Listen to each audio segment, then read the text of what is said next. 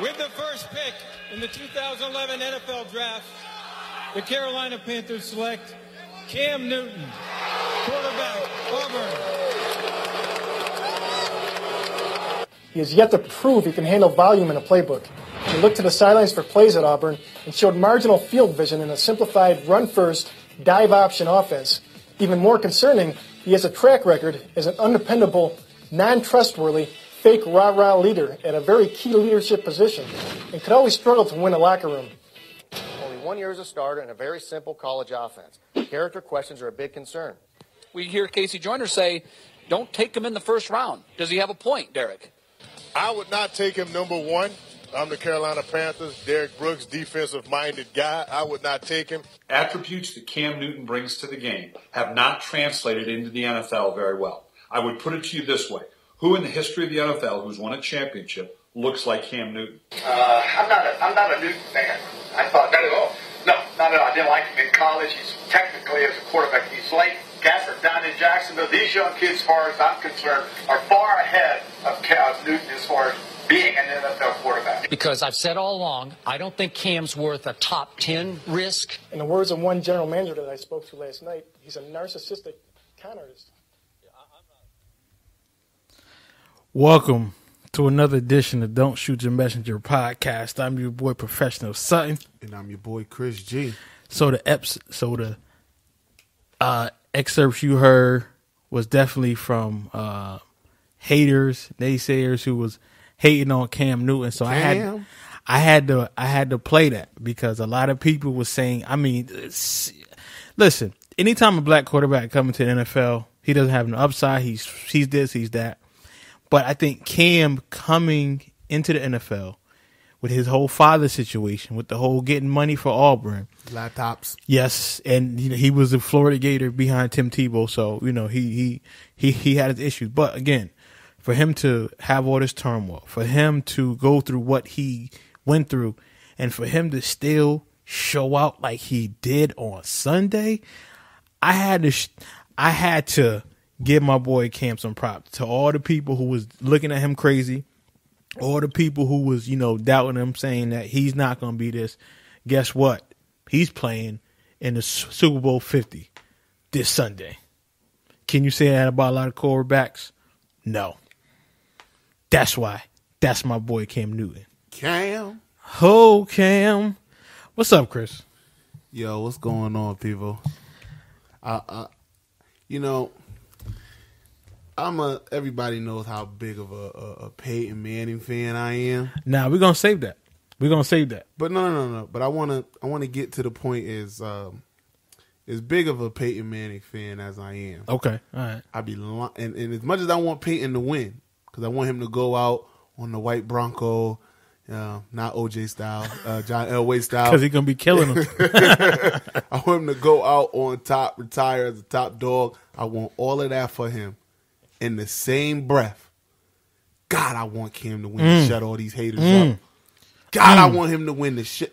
All of those haters, naysayers.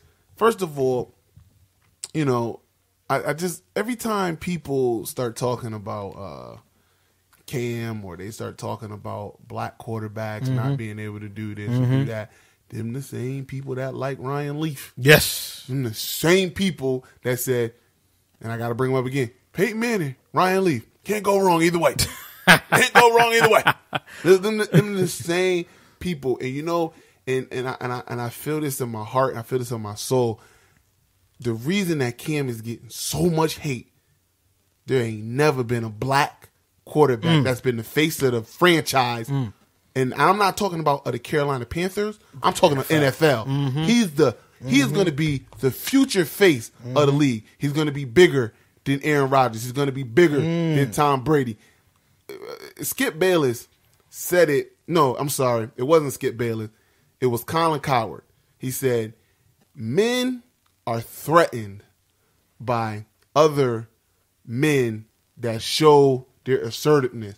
The qualities that Cam got, 6'6", 250. Your girl like him. Your girl want to be with him. And he rich. And he look like a model. People just gonna hate. They just gonna hate. Oh. And he chocolate? Oh, we can't have that.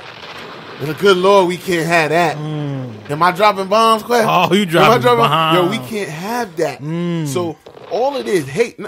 Don't even get me started on the Seahawks fans that started a petition today to ban Cam Newton from coming to CenturyLink Field. Oh, y'all tired of taking them L's? Matter of fact, let me dab on him. Y'all tired of taking them L's? Let me dab again. Let me tell you something. Dabbing on him. Dabbing on him. It's okay. And I like Russell Wilson. Please don't take this as a slight as a Russell Wilson. But we could take Russell Wilson. You know, he's the little guy coming up. Yep. You know what I mean? He's not threatening. You know what I mean? He doesn't act. You know what they say to Russ? You don't act like the rest of them. Nope. Cam act like the rest of them, and he still do the right thing.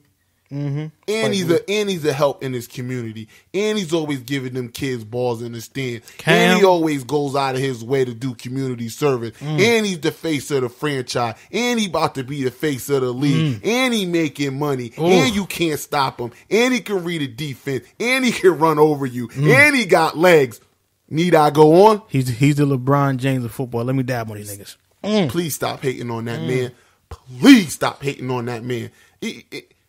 And you know what? The media, who to their credit right now, to the media's credit right now, the media, First Take, ESPN, Mike and Mike, Dan LeBatard, they all saying, "Oh man, Cam is a good role model, man. I'm tired of people hating on him. Stop hating on him. Yo, stop even bringing to light all of this hate, because it ain't even relevant people that's bringing it up. It's a white mom from Arkansas that don't like the dad. It's a white dabbing mom. all show. It's a white mom from Seattle that's mad that the Seattle Seahawks got spanked by the Panthers. Like all of the hate that's coming up are from people that are very much irrelevant. I don't even understand how they making this a story.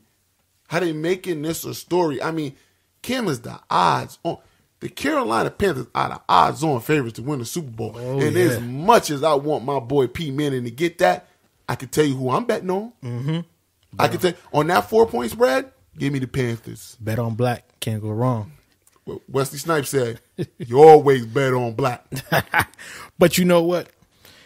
It's when you look at what he did Sunday, how he picked apart that defense, and how his team – rallied behind him and say, yo, we got this.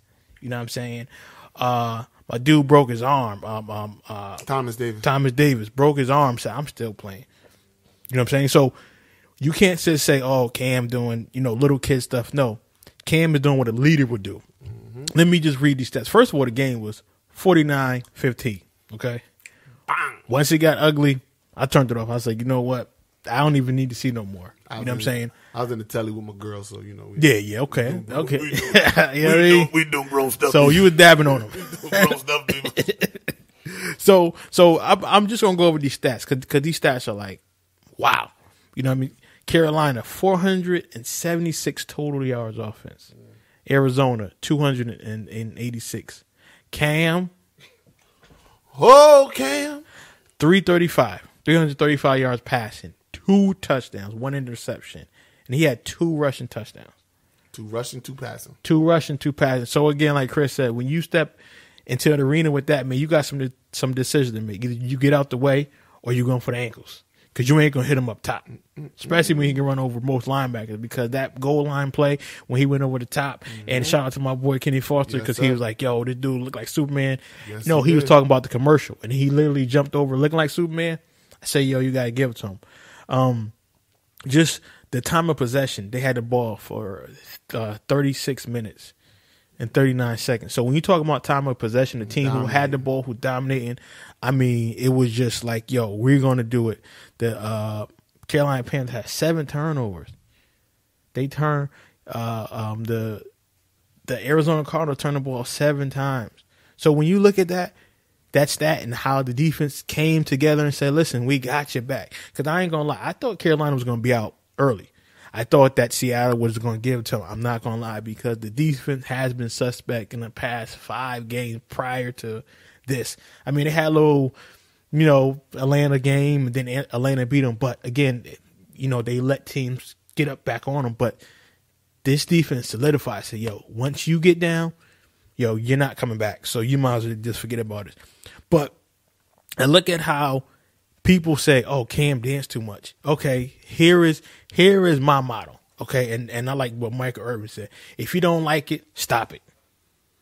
You know, sir. If you don't like what Cam's doing, then you got to stop him, because Cam is doing what a regular quarterback, what kids do. People understand football is a kid's game. When you play football because the first time you play, it's the passion in the game. Of course, money is going to come, obviously, but however, you playing for the passion. So you're like a kid. When you score, when you hit a home run, you know, you have that emotion. It's just so exhilarating because you're like, yes, I did it. And not to mention how hard this man worked. Okay, so this man has a right to dance. This man has a right to do what he's doing. And let's not forget, his number one receiver is out for the year.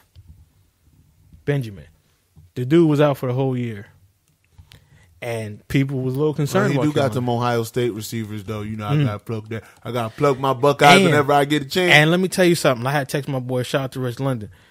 I said, yo, this dude Ted Ginn running like he back at Ohio State. Sure enough was. Oh, my God. Sure enough was. But when you're talking about a championship team, Carolina played the most complete football of that day. Yeah, they really did. They, you know, I know a lot of people were saying, oh, I didn't see this coming. I did. Mm-hmm. I did, because I said I didn't like the way Carson Palmer played. Yes, you did. I said, if you don't believe me, you can go back and look at the show. I thought he played tight. He should have had 4 interceptions. He made up for it. He should have had 4 interceptions against Green Bay. And really, if I think about it, he should have had 5, because that tip that Malcolm Floyd caught in the end zone. Mm-hmm. Any other time, if a ball get tipped like that, a defensive player is getting that and taking it the other way. They honestly, I felt in my heart lucked up on beating Green Bay. Yeah. Honestly felt like that. And I knew that wasn't happening against the Panthers. Listen, if you didn't think, I bet the Panthers were going to the Super Bowl, because I said they were beating Seattle.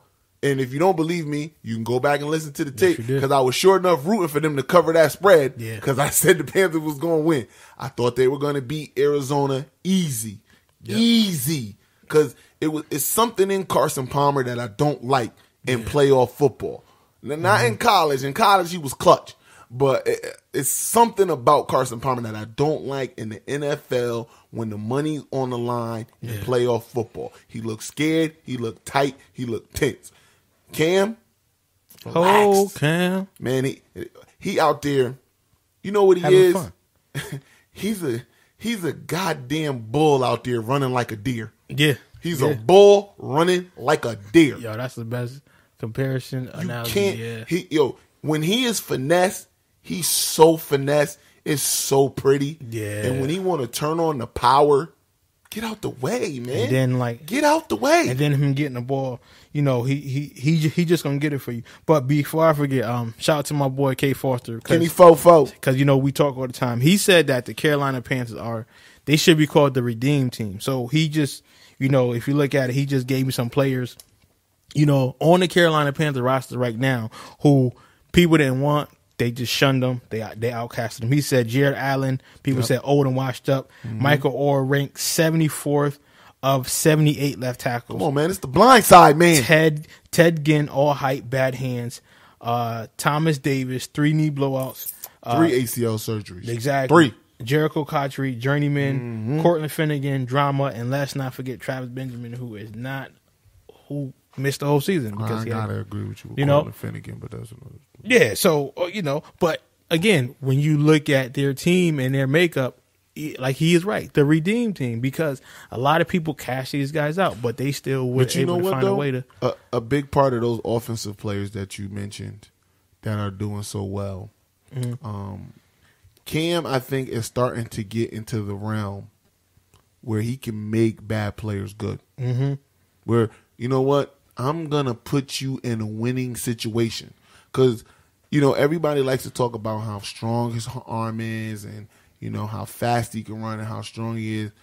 When Cam is at that line, he's reading the defense. Mm-hmm. If you ever notice, when he gets down and he does that long cadence, like a little kid playing flag football. Yeah, ready with all of the time that he's taking to draw that cadence out.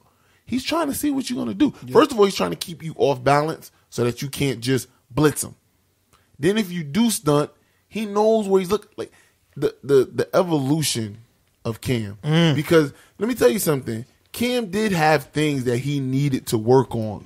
Like all quarterbacks coming in to the league need stuff to work on, because the same people that bash Cam are the same people that says Andrew Luck was a can't miss starter in the NFL and it was no work needed to be done. Yep. And you know what? He regressed this year. And I know he got injured at a certain point in the year, but before he was injured, he regressed. And every quarterback coming into NFL, it's a different game. It's a different speed. These are men out here. Yeah. You need time. Grown men. You need time to adjust. And Cam adjusted. Yep. He learned to play. He said, you know what? I can't just beat him with my legs. I can't run the ball 20 times a game like I did in college. I'm going to get myself killed. Yep.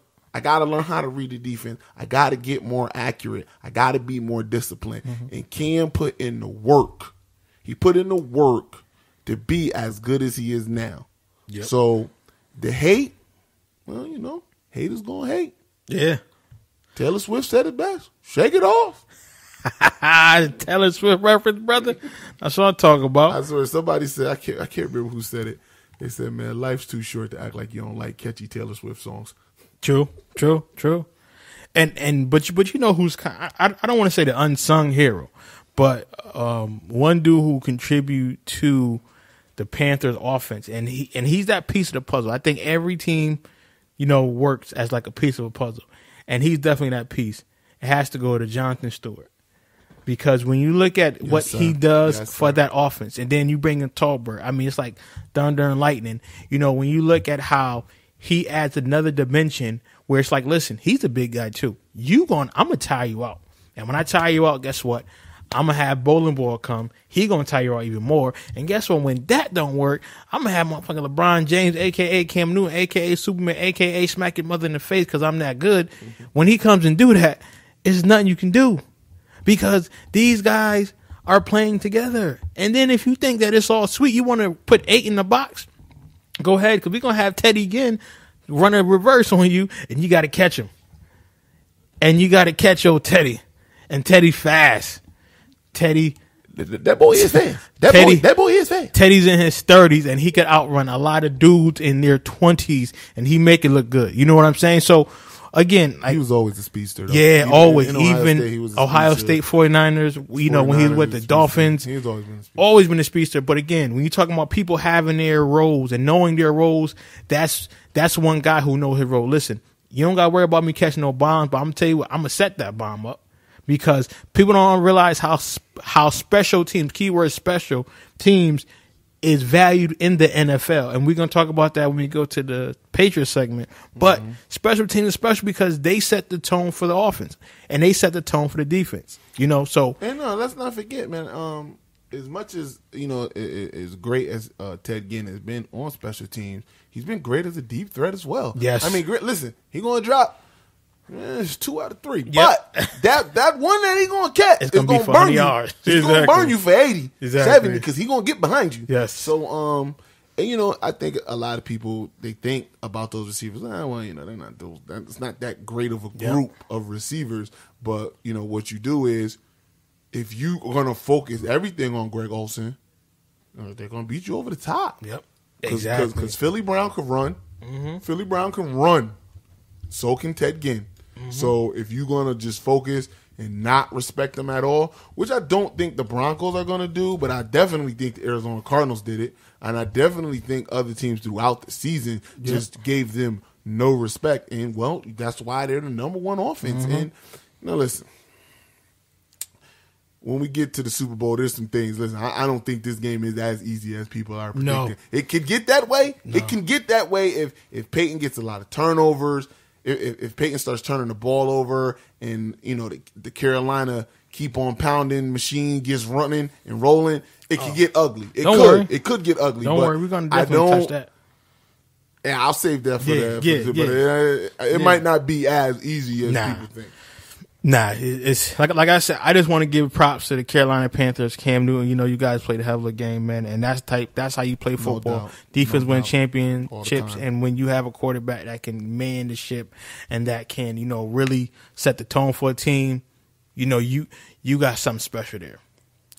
Now, when you're talking about quarterbacks, these two have to be mentioned in your top 5, if not your top 3. Peyton Manning and Tom Brady. Now, Chris, I know you hate Tom. Okay, excuse me. He's a top 3. I mean, if you're going to argue him at 1, you can. It'd be nothing but pure hate of me to not anything you say about Tom Brady when it comes to putting him as an all-time great. So that means that you off your rant for Joe Montana, man? Because last week you just went off. Listen, how I feel about the Niners has been said and solidified. I stand by those statements. I stand by those words. But you can't say F Joe though. You can't say F Joe. You can't say F Jerry. If I'm gonna be done with the Niners, I gotta be done with all of them. I can't pussyfoot around. Listen, 49er fans. 49er fans. I'll talk to him. He could say he don't like York. He can say he don't like Bulky, but you can't talk about Joe. You can't talk about Jerry, okay? You can't talk about the JJ, okay? You can't talk about Steve. Look, you can't. Ronnie Lott, you can't. You can't. When I break, like Bernie Mac says, when I break, I'll break, okay? You can't. Nah. I'm done with you and your family. I ain't gonna let you do that, man. I'm done with you and your family. So don't worry, guys. I'll get them up there. But, again, I digress.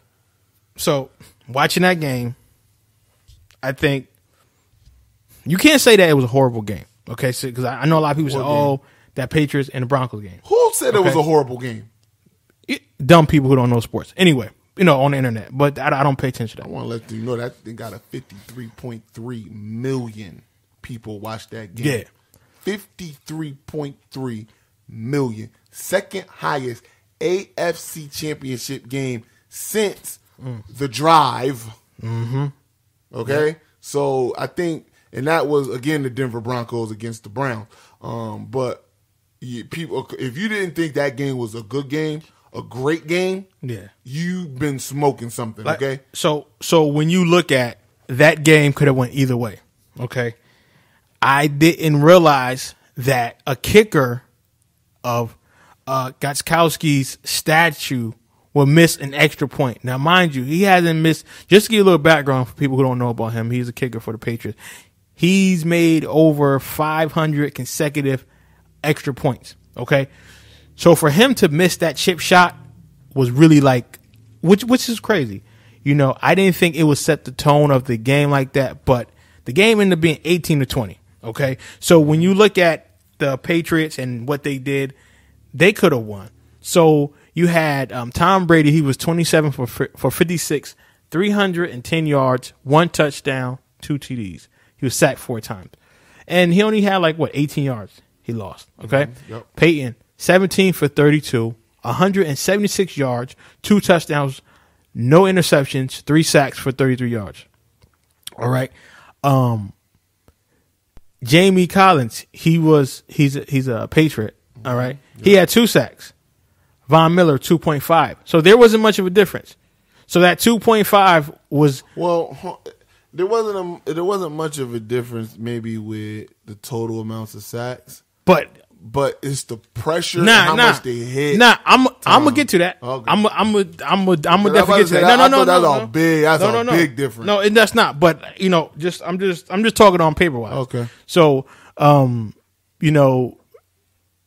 paper, the Patriots had 336 yards. Broncos 244. Okay. So on paper it looked good. On paper they could have came back. Yeah, but the way it was played was different. I didn't get to it. Okay. I got you, baby. I got you, my boy. Right. Listen. I got you. At the bit. I got you. Because I know Chris gonna go off because he doesn't like the Patriots. But so I'm just softening it up. You know what I mean? So when you look at the Patriots having 20 first downs, the Broncos only had 12. Okay, so again, this is very indicative of the defense of these of these two defenses, the Broncos and Pats, because the game was very close. Like I said, it's 18-20 game. the Patriots even got into the Broncos, within like their 5-yard line, and they couldn't score. They should have went for the 3, but okay, they didn't. Okay, that's cool. But the difference is, so, I said that 0.5, sack that Von Miller had over Collins. But Von Miller and Ware were looking like LT and Banks from the Giants. Mm-hmm. The pressure that they had on Tom, he couldn't move, okay? When you watch, the Broncos had at least 7 to 8 guys in the box. Now, football terms, when you look at it, you're like, okay, well, we going to throw over the top. But the way they disguised that defense, the way they had either Von Miller or Ware coming, and they was only rushing 3, maybe 5 guys. Yeah. But the pressure that they put on Tom Brady, he didn't have a clue to what was going on. Not only that, his receivers were not getting open. Okay? Then Gronk went down. Nobody stepped up for Tom Brady. So people say, oh, he didn't have enough time. That's a fair statement. However, he had nobody to throw to. Okay? Those corners shut down the Patriots receiving core to the T. They did it in a way that they disguised the defense because they had cover 2. They even had cover 3. Okay? Tom likes to go over the middle. He likes to hit Gronk. He likes to hit Amendola. He likes to hit Edelman. He's not going to hit you deep, but he's going to go over the middle, So they couldn't even get over, that cover 2 because then you had linebackers. They had everybody everywhere, That game right there, when you talk about defense win championships, defense shut down any team. And that game right there I was like, wow. And people was like, I was like damn, Tom Brady looked like he's sick or something. I don't know what's going on. My aunt, she's a Patriots fan. She's like, yo, what's going on? I said, that defense shutting him down. And they even shut down Peyton Manning. Let's not forget, Peyton was on the receiving end, but Peyton didn't throw any interceptions. But again, when you talk about what a defense can do, and Von Miller coming off the edge, and we're looking like the old Dallas Cowboy when he just came in. Mm-hmm. You seen tackles couldn't even touch these guys. They was running. It was times when they snapped the ball. As soon as Brady snapped the ball, Ware was already. Even with the tackle. Yes. That's how quick he was getting off the ball. If you're already even with the tackle before he got out, you already won. You already won. Yeah, it was a game of chess, and the Patriots were playing checkers. And to see Bill Belichick, to see McDaniels not having a good offensive showing, I was like, wow. But that and I don't like what's his name, Kubiak. Yeah, I'm not a fan of Gary. I'm not a fan of Gary Kubiak, but let me tell you somebody who I am a fan of, and I'm glad he left the Cowboys. Wade Phillips. Yes. His defense is sick. Even when he was with the Bills, even when he's with the Cowboys, he can scheme up something. He can put you in the 3-4, 3-3, 4-3, 5-2, Tampa 2. It don't matter. He's going to scheme up the best defense. And I think he's one of the premier, not premier, but he's one of the best defensive coordinators. But I don't think he get a lot of love as all these other guys do. He might have fucked around and just got himself a head coaching job. There we go. Next year, because the way he schemes up defenses, I would love to see him down there in Houston.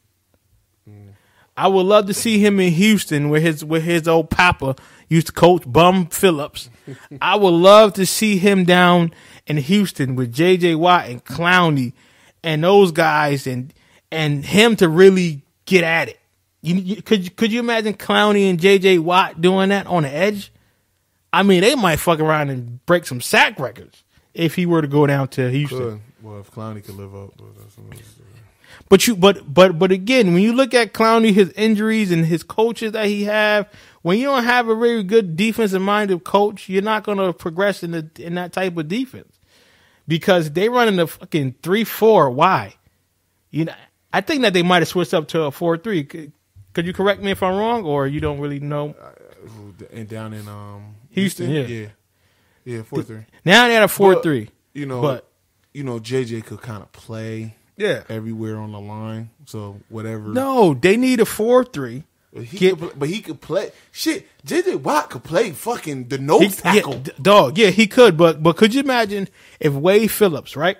Wade Phillips get JJ and Clowney and get a decent D tackle, 2 decent D, or even one. It don't even matter. Get a decent D tackle, let them roam, get another. They got a good linebacking core. They got a decent linebacking core. Cushion, I'm a fan of Cushion. Yeah. I've been watching him since he was at Bergen Catholic out here in Jersey. That's you know what I'm saying? You in the tri-state area, you know about Bergen Catholic. Okay? You know what I'm saying? So, but you get him out there. You could have, and then you could even put 8 guys in a box, and then you could have Clowney and JJ Watt go back in coverage. But anywho, again, the way Wade Phillips schemed against the great Bill Belichick was amazing. Amazing. It was. It really was. It was a sight to see, and being a fan of football, being an ex-player, when you watching that, you're like, wow, you're taking notes, and you damn sure I took notes. He made Tom Brady think, and when you make a quarterback think too much, 9 out of 10 times, you're going to win, because that quarterback shouldn't overthink. He was overthrowing balls. He was underthrowing. Yep. He was running out of the pocket, throwing the ball away. He didn't have the confidence, and he was thinking too much because he didn't have nothing to do. But shouts out to Wade Phillips for how he schemed up that D, man. And I ain't gonna lie, I had the Patriots winning, but in the back of my mind, I said, yo, I shouldn't have, because they were talking trash about Peyton. They were like, oh, man, Peyton is old. He washed up, yada, yada, yada, boom, boom, boom, boom, boom. And knowing that his defense was like, don't worry, bud. We going to hold you down. Don't even worry about it. Well, I mean, just point of reference. Peyton Manning came out on fucking fire.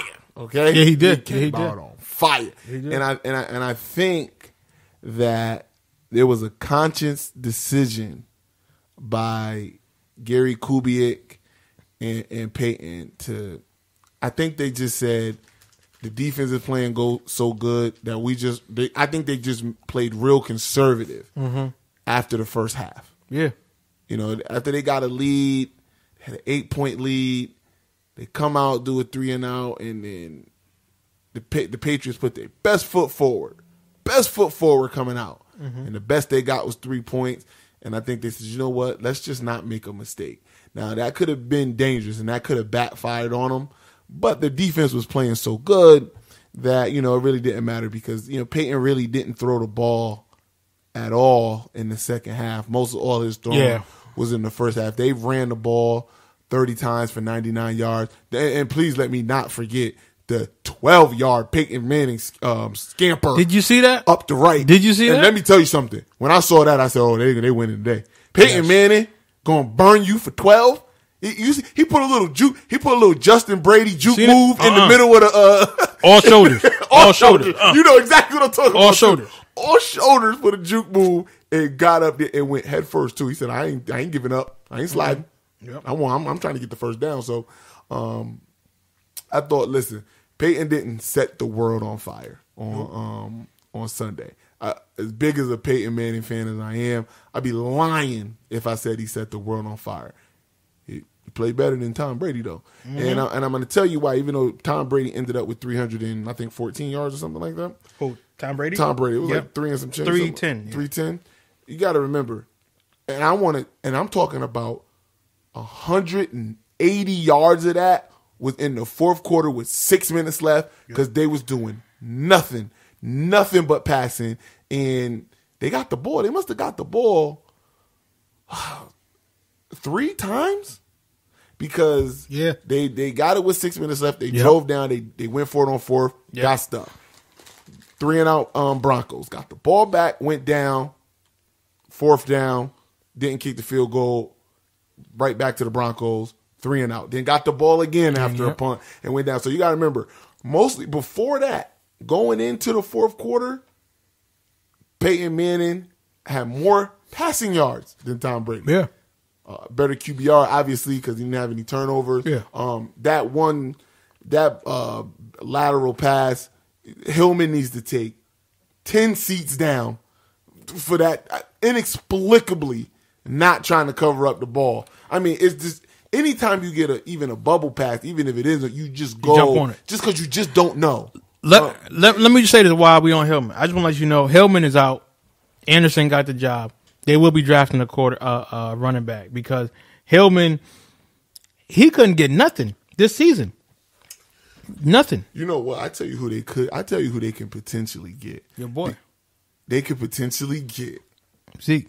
They could potentially get Zeke because it's great as Zeke is. He's the number 1 rated running back coming off the board. They don't got him going to the 20s. Yep. If they don't get Zeke, they could potentially get Derrick Henry as well if they want to, kind of shore up their running back situation. But I got a funny feeling, Arian Foster is a free agent. That's Kubiak boy. Oh, yeah. That's Kubiak boy. You're right. You could take that draft pick, maybe pick up another lineman, do something non-sexy, but, kind of shore up offensive line position, and then, bring Arian Foster. You're going to get him for the cheap. You're going to get Arian Foster for the cheap. But if that's me, I would say Zeke, and here's why. Zeke is used to playing out that shotgun type offense. Well, if you can get Zeke. Yeah. If you can get him, trade go up. get Zeke. Yeah. I don't know if I'd trade up.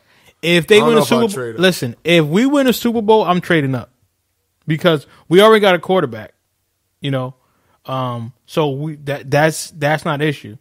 Even if Brady leaves, we still got a quarterback.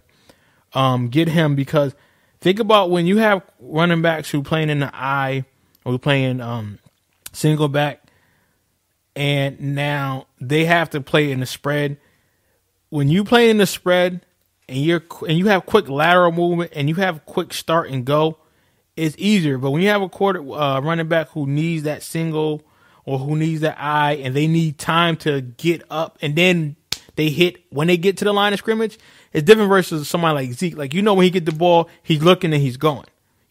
So someone like Aaron Foster, who was great, I'll take him too. But when you're looking at somebody like that who has to get up a start and then go, it's different. You understand what I'm saying, right? No, I understand what you're saying, and I feel that way. Maybe if you're talking about Derrick Henry, I don't feel that way with Arian Foster. My main concern with Arian Foster is his health. His health, yeah, and Zeke is young, but a healthy Arian Foster. Oh yeah, he got moves. I can see him going with the Patriots too. Arian Foster. Yeah. Well, they're gonna need a back next year. And, yeah. They're redemption city for running backs over there. So yeah. But now let me just get back to. Yeah, I'm sorry. Yeah. Now I said all of the politically correct things, and I talked about the game. Oh, here we go. Here we go.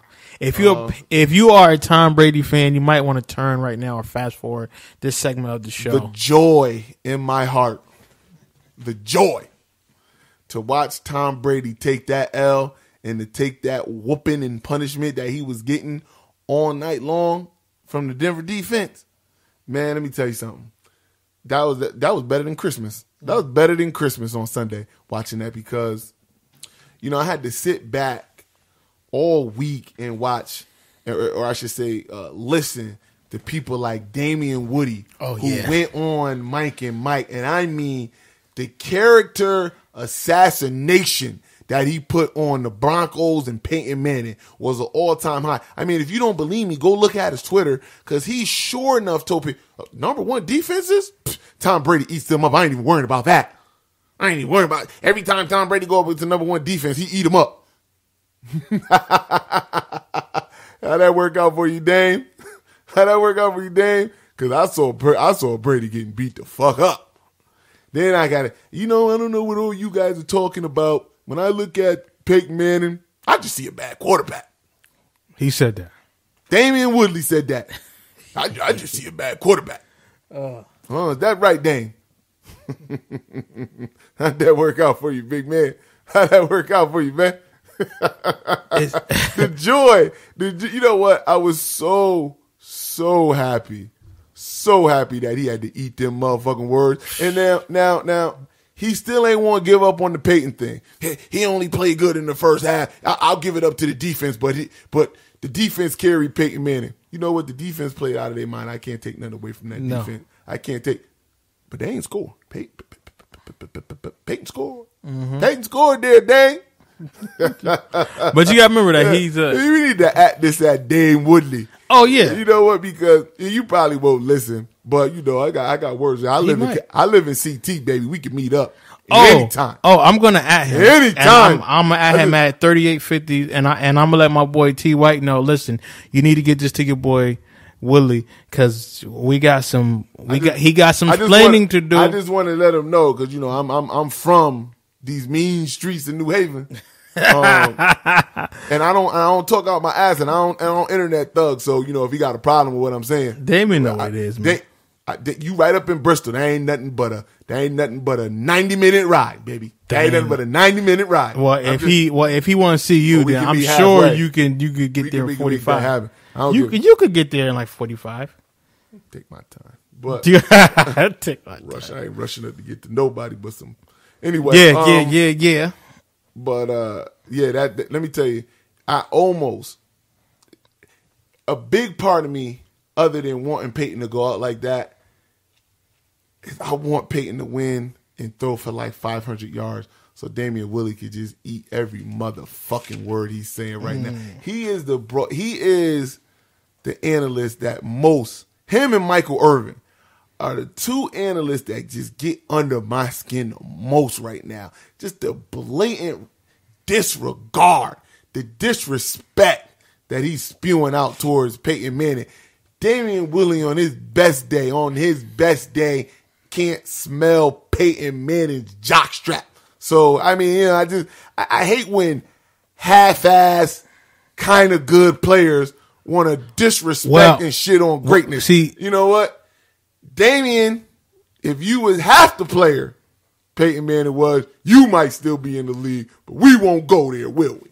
But you gotta remember, he did get a Super Bowl ring with Tom, so you know he gonna feed off. Ride with your boy. He gonna eat that, yeah. Yo, ride with your boy. I ain't taking no credit away from Damian Willie for not riding with your boy. Ride with your boy. If you was playing and you was going against my favorite player, I'm riding with my boy because I done known him for the longest.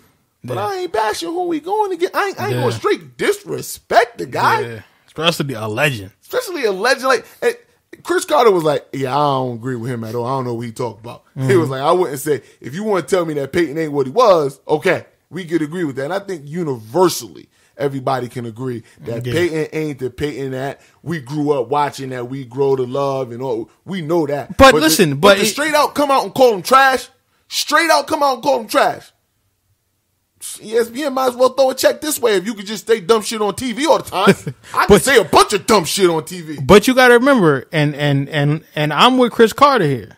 You can say, but that's only 1 year because let's not forget what he did last year. Let's not forget what he did the year before. The year before broke the touchdown record. Last year had a bad year. Bad year, Peyton. The first bad year Peyton that we had seen since his rookie season, he was still tied for most touchdowns in the NFL. Still tied for most touchdowns. Omaha!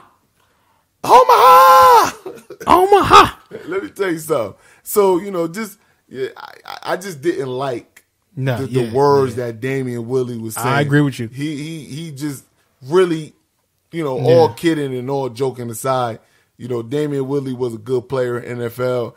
And for him to just analyze that, Peyton is just purely just not a good quarterback right now, I thought that was a bit much. Well, if you want to call him, I heard people say, yo, he's basically right now a better Alex Smith. Okay, I'll go with that. Like, I can't fight you too much on that, but just to straight out call him just a bad quarterback, that's not even, again, if ESPN is paying people to say dumb shit, yo, I give you my number. You know, we ask ESPN all the time. You just come look me up. Like, I'll say some dumb shit all the time. If that's but you know what? He got his followers up. You know what I'm saying? So he got what he want. Yeah, I guess. But, you know, and again, like for him, and usually Damian Willie is like even kill. He like more like the politically correct. You know how to say that right? You know what? You type of dude, right. You know? You right. But then now I think about it, ever since he's been there, he say a lot of stuff I don't like. Like when he used to go on Colin Cowherd, he used to say a lot of stuff and I just be like, oh. Yeah. But you got to make a living. That's his persona. Yeah, that's his persona. I'm like, just sometimes it's like, yo, be real though. Mm-hmm. Like, if you really feel like that, you need to reevaluate some things, because sometimes shit just don't make sense. And and again, I didn't agree with it. I'm like, Peyton, what? Like, damn, like you just straight throwing this man on the bus, like he, kind of like Jay, like I held you down for 15 summers, nigga. Where's the love? You know what I'm saying? And I took a summer off, nigga. You know what I'm saying? Got back on it. You know what I mean? But it's Peyton didn't have to do much. Peyton just had to sit back and just control the game. And again, like Cam, when you have a quarterback of that magnitude, you got to account for him. But then you forget that you also got to account for everybody else around him. You know what I mean? So his defense did a great job. Shouts out to them, man. And yeah, they did their defense, man. Shouts out to that Denver Broncos. Yeah. Let me tell you something. That's probably some of the best defense I've seen. I'm trying to think of the last great defensive performance I saw. Carolina. They against Arizona? Yeah. I know they played, but listen, I'm talking about. Yeah, you're right. If you want to tell me that the Broncos defense, man, set the tone and just held that game down all game, I can agree with you on that. And I'm not taking nothing away from Carolina's defense, but there was it had got to a point. I thought after Patrick Peterson had muffed that punt return, it just started rolling. You know what I mean? Like they just never got.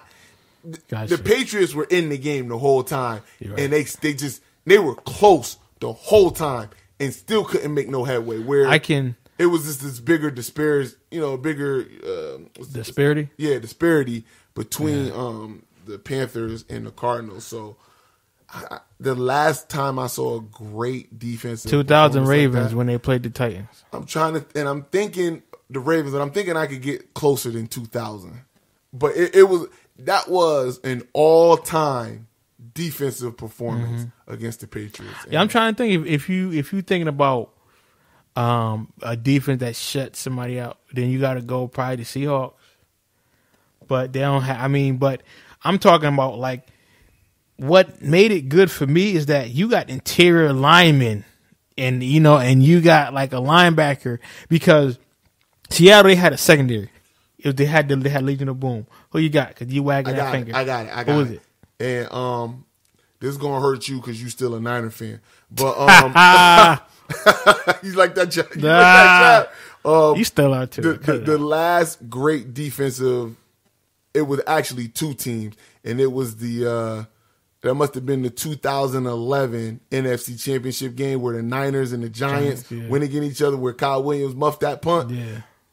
Defensively, they both weren't moving the ball. That game would have went on forever with nobody scoring because neither defense was given. I want to say it was 20-17 was the end, was the final score. I want to say that when it was 17-17, there was going to be no more points scored by the offense, no more, because they shut Eli down, they shut Alex Smith down.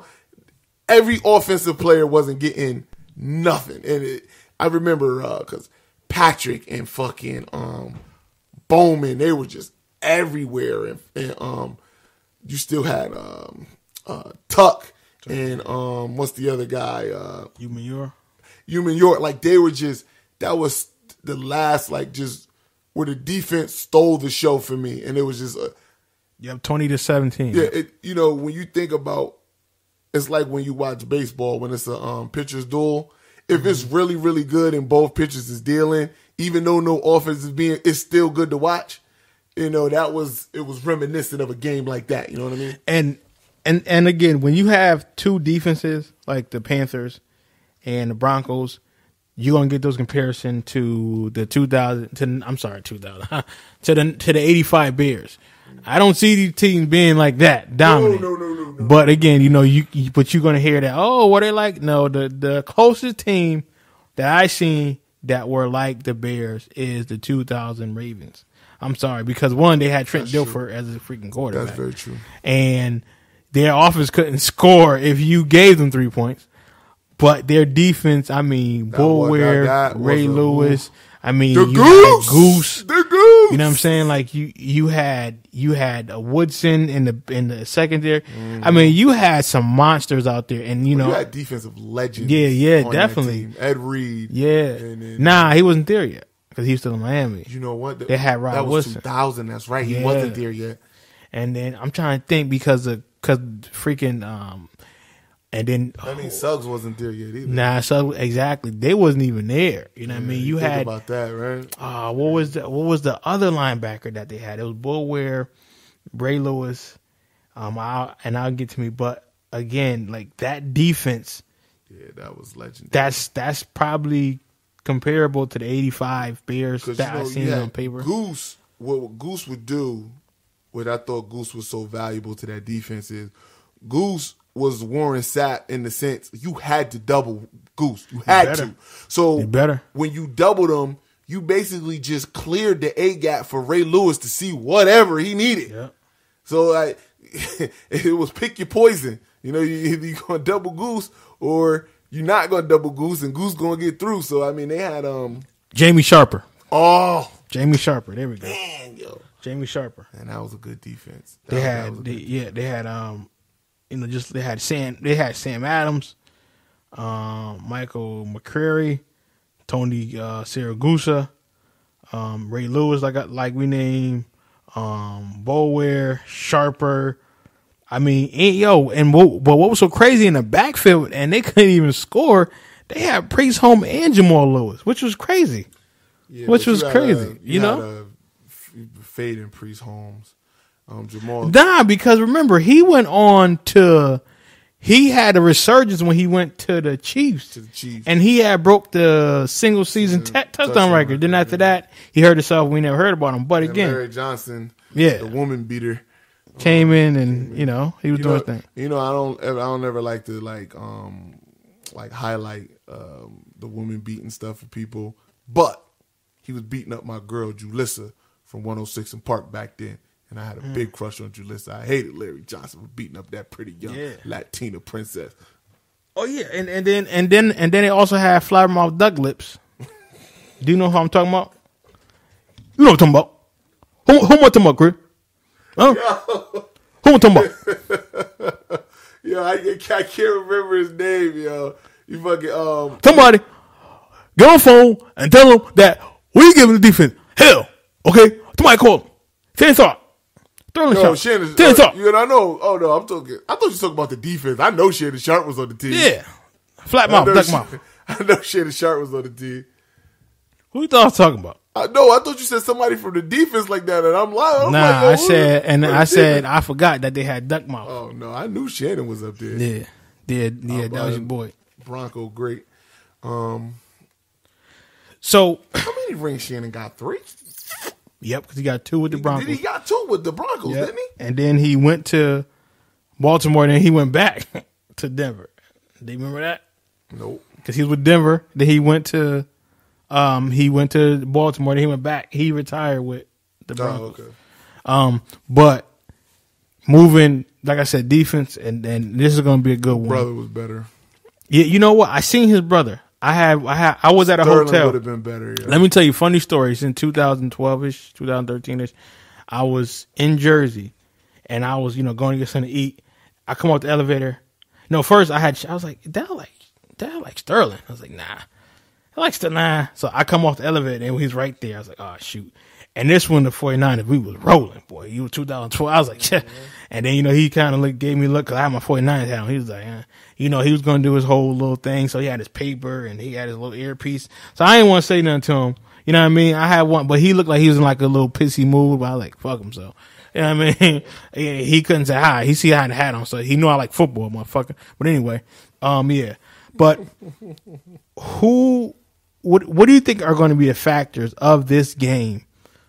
Of Super Bowl, not just the game, because it's Super Bowl 50. So it's going to be bells and whistles and everything. What are the factors? Well, and who do you got going on to potentially win it? Listen, I'm not gonna give you all my statistics and what I feel before I give you the score. I think the Panthers are going to win. Yeah, but even though I think the Panthers are going to win, and they, in theory, they should win comfortably, like 7, 8, 9, 10 point. Like it should, 30 to like 21 or like, you know what I mean? Something like that, something in that range, 30 to 20, 35 to like, 28 or something like that. They should win. Like, it shouldn't be like a hard fought. Now, let me not say hard fought, but somewhere in the fourth, they should kind of like take control, and you'll know like, it's just a little bit too much for them. Mm-hmm. But how I see the game, the keys to the game for the Broncos would be, you need Peyton Manning to play just like he played against the Patriots, but a little better. So I think you need to. I don't think there'll be a point where you can kind of take your foot off the gas for the offense of Denver and kind of bank it all on the defense stopping Cam, because Cam can hurt you in so many different ways. So I definitely think the defense has to play out of their mind again. Have to be on that level. It's going to be harder, though, because you don't have to worry about Tom Brady scrambling. You know what I mean? So you could send them rushers up. You can't do that against Cam. You know what I mean? You gotta be gap responsible. You gotta be in your lane. Yep, you have to keep him in the area, and he still might beat you. Yeah. So Cam kind of he kind of presents a couple different problems for the Denver Broncos defense that obviously Tom Brady didn't pick. But in that same breath, people always talk about how great Carolina's offense is and how they're the number one offense. But a lot of that comes from their defense creating so many turnovers and, flipping the field. When the field gets flipped, they're always on the plus side of it. You know what I mean? So they never – so I think for Denver to win, their special teams have to literally blow Carolina special teams out the water. Never let them flip the field. Yep. Like every time you punt, you need to down it deep. You need to make them have long, sustainable drives. You know what I mean? Not that they can't do it, but you can't give them any breaks, because if you give them short fields, they're gonna burn you. They're gonna burn you very easy, and they definitely got to stay out of that. But the defense needs to play, like I said, out of their mind. Special teams has to blow them away. And I think as for Peyton Manning to get that ring, he would need to be somewhere in the range of like 273 yards, 2 touchdowns, maybe 3 touchdowns, no picks, and, maybe like 19 or like 23 or something like that. You know what I mean? And Demaryius Thomas, wherever he is, I don't know where he is. Somebody told me that he plays for the Broncos. I haven't seen him for a long time. You got to cut some slack because his mom. That was 2 games ago. That was 2 games ago. He's still celebrating. She's been home for 2 years. She just got the papers to be able to go out to Denver. I don't want to hear it. You professional. You wanted that $70 million. You want to be on Julio level. You got to play like Julio. Because let me tell you something. If Julio was on that team right now, it'd be totally different. So, and Demaryius got that kind of talent. You know what I mean? So, Demaryius definitely got to step up. Emmanuel Sanders stepped up.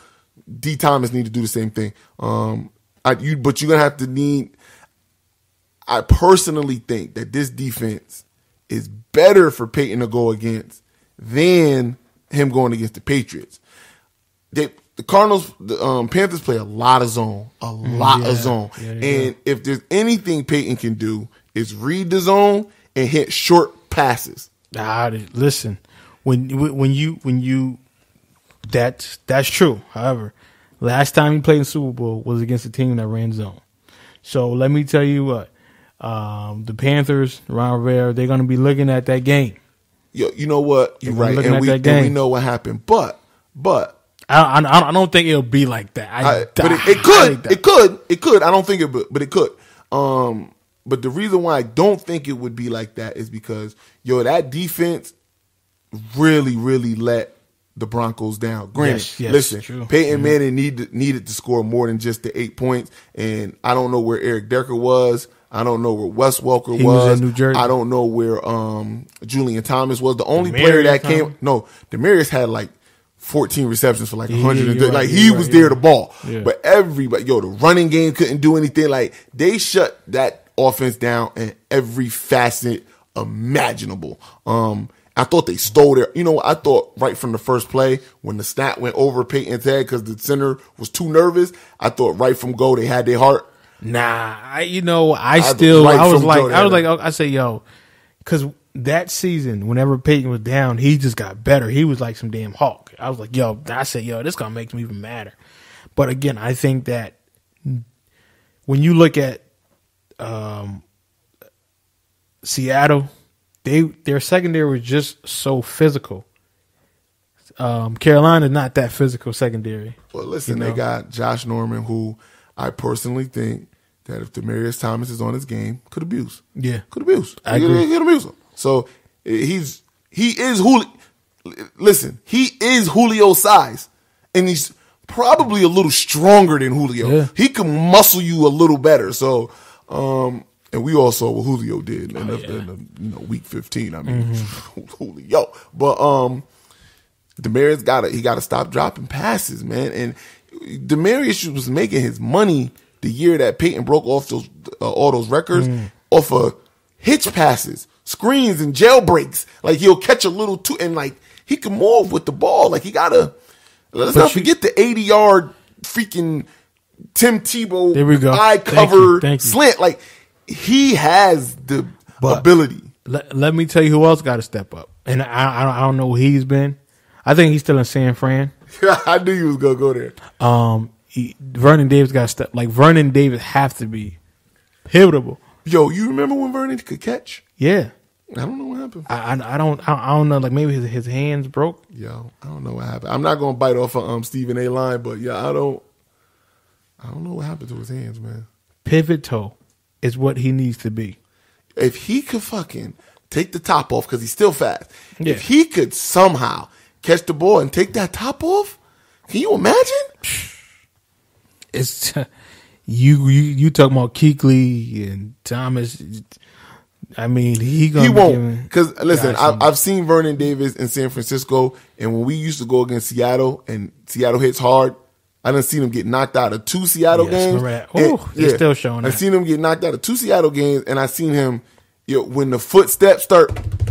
Vernon will get them alligator arms. Get them, they snatch right back. Look that shit. So I don't see Vernon Davis.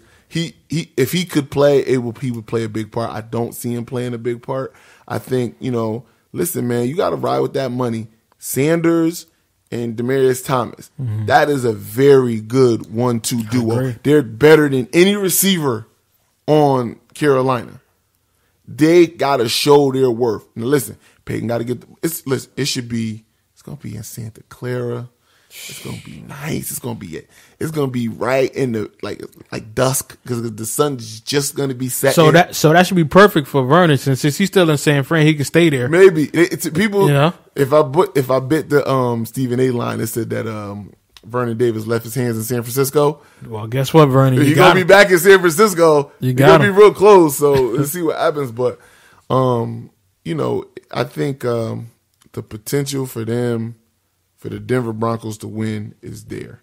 It is definitely there. Yeah. I'm going to ride that even if it is close, if Cam get that ball, he's going to do something magical and he's going to, just etch his name in the Super Bowl history books of, game-winning drives and things like that. But,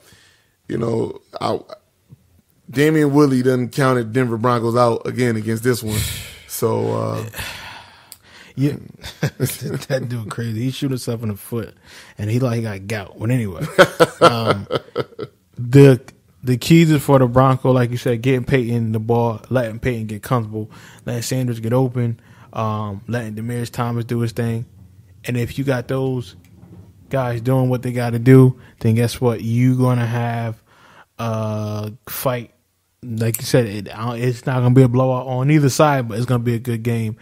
And the key for the Panthers, let Cam get the rolling. Let Cam say, yo, listen, give me the ball. I got this. Because, again, Tom Brady is not a scrambling quarterback.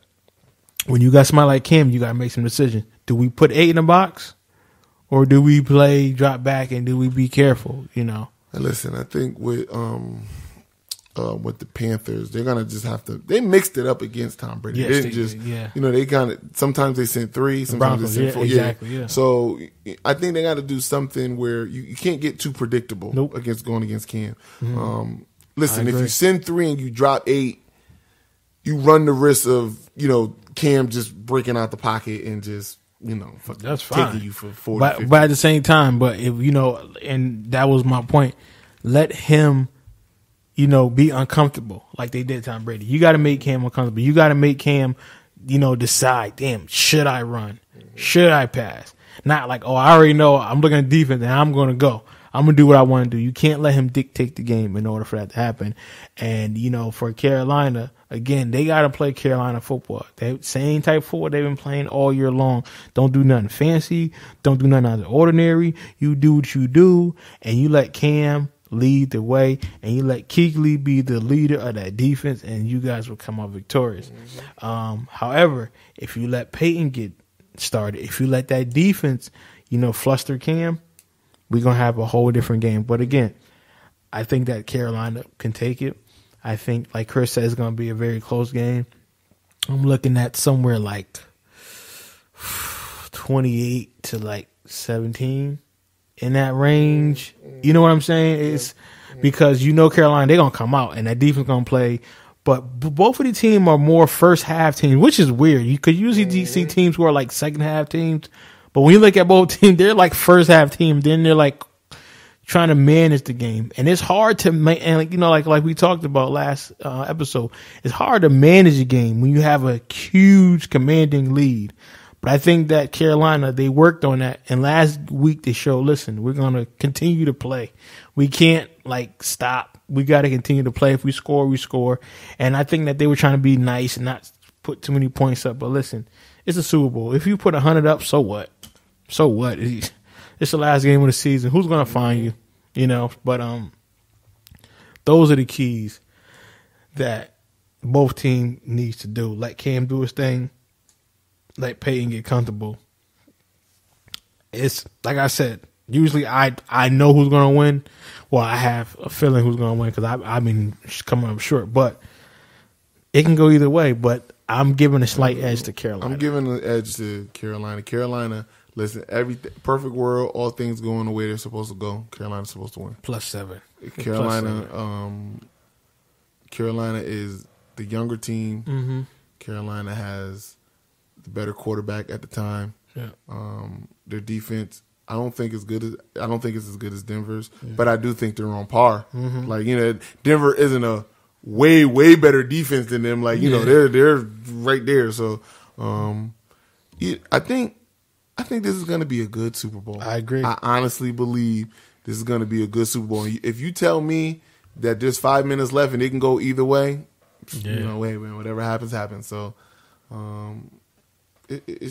I expect it to be a good Super Bowl. Whoever wins, I'm happy. If Cam wins, I agree. I'm happy that boy. First of all, to be another black quarterback to have a Super Bowl ring, Mm-hmm. To get a Super Bowl ring the same year you're gonna win the MVP because he's gonna win the MVP. Dad. And just to give his haters just something else to hate about. Mm-hmm. You know what I mean? It's gonna be nice. And if Peyton Manning wins, his illustrious career would have a final chapter that could compare to anybody. Mm-hmm. So and the last question before we wrap it up: if Peyton doesn't win, would that tarnish his legacy? Sorta. I mean, I don't think he could do any worse than what his legacy is. He already has the stigma on his resume. He didn't win enough big games. He didn't win enough Super Bowls. He's a great regular season quarterback, not a great postseason quarterback. He's he played in Tom Brady's era, which I don't agree with, but he played in Tom Brady's era, so Brady kind of overshadows him. He's got a bunch of things on him, so one more bad thing I don't think is gonna make it or break it. Either way. Just like I think if he wins, I don't think people are not gonna all of a sudden say, well, you know what? He's the best ever. Right. You know, you're right. Like, I don't even think they'll be like, well, he on, even though I think he's surpassed this level. But, you know, they're not going to be like, well, he's on Brady level now. Like, I don't even think they'll give him that praise. You know what I mean? So, granted, if you think about it, you're talking about, if you want to compare Brady and Peyton, I won't get into a big thing about it, but if you go, as far as regular season, there's no question it goes to Peyton, right? Tom. Oh, regular season. Yeah, regular season is no question that it goes to Peyton. Would you agree with that as a Brady fan? Tomato. Yeah, slightly. Slightly. I mean, I don't want to bring up the numbers, but we mean. Yeah. I mean, when you look at the numbers, I think it goes to Peyton, and then you want to go postseason, Super Bowls. Obviously, it goes to Tom. If he was able to win a Super Bowl and make it 2-4. It's a little closer. Yeah. I think if you made it 2-4 for Super Bowls, and then you got, I feel like that's the same disparity. Damn, why can't I get the fucking word? I know, yeah. Disparity. I feel like it's the same disparity as Tom as a regular season, Peyton regular season. Mm-hmm. You know what I mean? And then you say, I guess the next thing would be, well, in playoff games against each other, who's got the edge? They're kind of like neck and neck. Well, in AFC Championship games, it's 3-1, but in other, if you put the other playoff games in, I think it's like 3-3. Yeah. You know, like something like that. So, you know, it's like, if you want to take it that way, it could be a little more closer. You know what it's Brady fans ain't having that. But you know what it's like? It's like, and it's like rap. It's Biggie or Tupac. Yeah, a lot of it is subjective. Yeah, depending on where you live, who you are, you know, It is definitely, you know, Tupac and Biggie. People who like all rings are going to go with Brady. People who like numbers are going to go with Peyton. That's just how it's going to be. So, like, that's why I don't think win or lose is going to move the needle too much. Because the people who fuck with Peyton because of his numbers, I'm not budging. I'm not budging off of that because his numbers are his numbers. And the people who fuck with Tom because they like Tom Terrific and his girlfriend or his wife and, you know, his Super Bowls. But he's playing that way. But again, he hasn't had a losing record since he's been in the NFL. Yeah, his number doesn't wow you like Peyton, but the guy is a proven winner. He's been in Peyton hasn't had a losing season either. Other than his first season, his rookie season, he hasn't had a losing season. Yeah. So, I mean, but you're looking at like, you know, again, like what Tom did. Again, it's your preference. Like numbers are okay. Like that's like you saying, will you take Robert Horry over Charles Barkley? It's like or like Michael Jordan. You know what I mean? It's like I like the Robert Horry Charles Barkley because Peyton is definitely the Charles Barkley. Or that's like you saying, will you take like Troy Aikman over Dan Marino? You know what I mean? Like who do you? Of course, Troy got the rings, but it's like, you know, again, but you can go either way. But these are the definitely legends, you know, that we have over our time. And I, like you said, win, lose, or draw, Peyton is he's going to be number one in somebody's category. He's definitely a legend. I mean, Brett Favre is. I like Brett Favre because he got numbers because he played for 40 years. Yeah. But what Peyton Manning, he's definitely up there. He's definitely up there as like one of the best. You know, when you talking about like it could be, he's definitely like top 3, man. He's definitely in the top 3. And you know, you're gonna have people that's gonna put Johnny Unitas, Peyton Manning, and then whoever comes after that. You know, but like you said, it's. Whoever wins, I'm happy. As long as it's not the damn Giants. I don't give a damn who wins. The fucking Cleveland Browns could win. I don't care. As long as it ain't the damn Giants. I don't care who wins. And it's not the Seattle Seahawks. I don't care who wins. Like, it could be, like I said, you could have the motherfucking Jets out there. I don't care. Just get those 2 jerks out of there. Before we wrap up, I want to send a shout out to my boy D-Ruck. Happy birthday. Today's his birthday, man. Yeah, happy birthday, D-Ruck. He's at the Knicks and the Thunder game tonight. Oh, yeah. That went in overtime. How? Yo, because Chris Stapps is not playing out here. Like, listen, we made fun of Chris Stapps. If you go back and listen far enough, we made fun of Chris Stapps. No, you did. Yo, Yeah, mainly me. Yo, that boy is balling. Man. Yo, like I said, I mean, we're gonna say this for KD for balled tonight too. I think he had 44 and 11. But we're gonna say this. But somebody was saying how the Knicks play better without Carmelo. They move the ball. They play more fluid. Well, Melo played tonight. Huh? Melo played tonight. I'm pretty sure he did. Yeah, but people say they played good with Chris Stapps and just first of all, just the way they're constructed right now. They actually do have a lot of good players, and it might not seem like it because there's always so bad, and they get a bunch of like name players, and you go, but they suck. But yo, they got a former second overall pick in Derek Williams, who he just didn't really get the opportunity when he was in Phoenix. I think he was at. Was it Phoenix or he was somewhere out west? He didn't really get the opportunity. You got Chris Stapps, you got Carmelo Anthony. Yo, they got like a decent squad, man. Like if the playoffs started today, the Knicks are in the playoffs, yo. In the East, like that's real.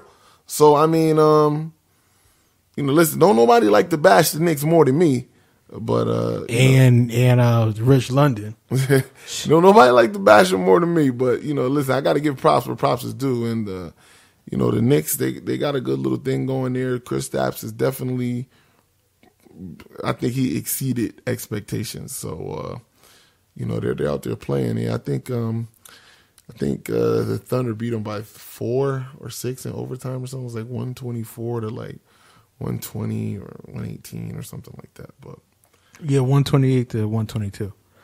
Yeah, okay. Yeah, and also Derek Williams, he was drafted by Minnesota. Then he went to Minnesota. Then he went to the Kings, and then he went to the Knicks. So and then I'm glad he got that damn cool Dougie Doug haircut. Yo, he came in with a fade though. He came in with a fade.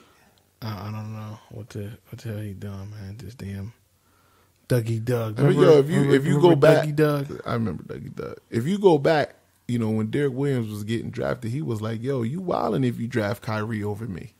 He's like, "You wildin'." Yeah, he's doing something. That year he had beat Arizona. He came from Arizona, right? Yep. That year Arizona had knocked Duke out of the Sweet 16. That was Kyrie Irving's first game back for Duke because they lost him like the 10th game that year. And you a Dookie too. Well, I know my Duke history now. Because they don't have too many good players in the NFL. Yeah, but anyway, of course you can know the history.